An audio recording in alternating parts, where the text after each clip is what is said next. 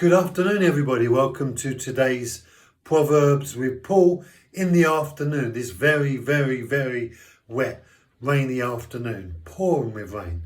So wet.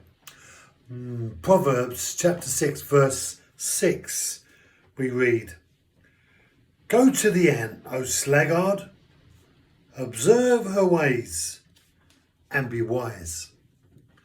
Go to the ant, O sluggard, is the words that Solomon uses. And he gives a clear instruction, no mucking about. He says, go to the ant, O sluggard.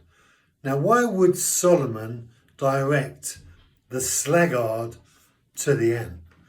What is a sluggard?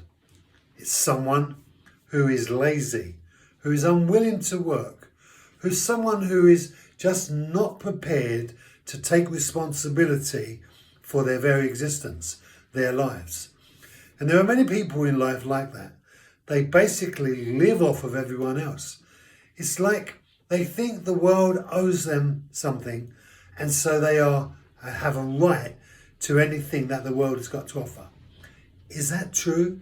Does anyone have the right to think that the world owes them something? No. The world doesn't owe anyone anything.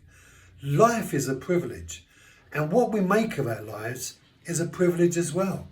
How we determine what kind of life we have is built around the choices and the decisions that we make. Now, sometimes the decisions that are made for us in our growing years spoil us, so we become so damaged that we can't ever make proper decisions ever again. But the reality is there's never any excuse to be a sluggard, someone that will not take responsibility for their very existence. And why does Solomon direct the sluggard to the ant? Because the ant is an incredible, hard-working insect.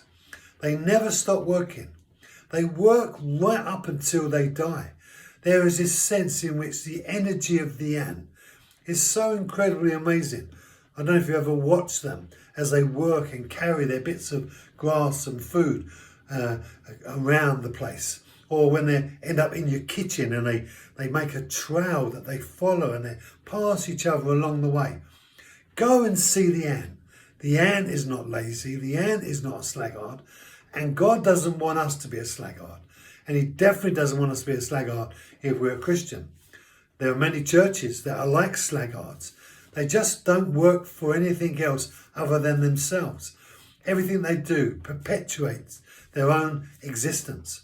No, God sent his word into the world, into the church, so that the church would use that word to be a ministry to the brokenness in our world. Thank you for joining me. Be blessed. Have a great day and stay dry.